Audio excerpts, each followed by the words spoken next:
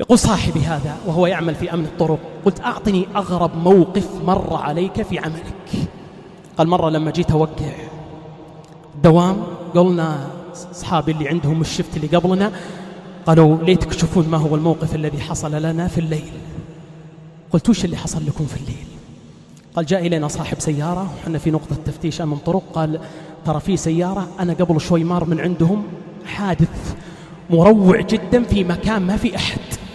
أخذنا من أوصاف المكان، يقول ركبنا سياراتنا انطلقنا تجاه الوصف، شغل السيارات الأنوار حقت السيارة، ناظر الرجل قريب الشارع يمين يسار ما في أحد. يقول حتى وقعنا على رجل نائي شوي، سيارة متقلبه بعيد شوي عن الشارع. يقول فلما وجهنا نحوه نادينا على أحدا أن يجيب. يقول فالتفتنا فإذا برجل قد توجه للقبلة يصلي كأنما وجهه ورقة مصحف. وجهت وجهي للذي فطر السماوات والأرض حنيفا وما أنا من المشركين. الله يقول: واستعينوا بالصبر والصلاة وإنها لكبيرة إلا على الخاشعين. قال: سلمنا عليه جلسنا ننتظر. يقول حنا مفجوعين، رجل سيارة متقلبة بحادث مرور أليم، وإذا بالرجل أقرب ما يكون من الله وهو ساجد.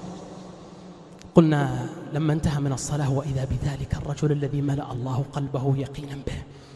قلنا: الحمد لله على السلامة ولا بأس عليك وبالحديد وليست بك. قال: أنا ترى ما أنا بوحدي. يقول حنا بالكاد رجلنا تحملنا وحنا ننظر هذا الموقف، رجل أول مرة يمر علينا رجل في مثل هذا الحادث يصلي. قلنا: من معك؟ قال: زوجتي وبنتي الأخرى كلهم في السيارة، والسيارة على التندة متقلبة.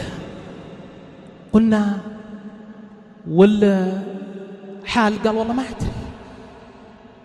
رضينا بالله ربنا وبمحمد صلى الله عليه وسلم نبيا ورسوله. يقول اتصلنا على الهلال الأحمر، حاولنا نعدل السيارة، أبعدناه شوي، طلعنا الزوجة البنت الثانية. يقول شوف الفاجعة، الزوجة ماتت طارت روحها إلى الله.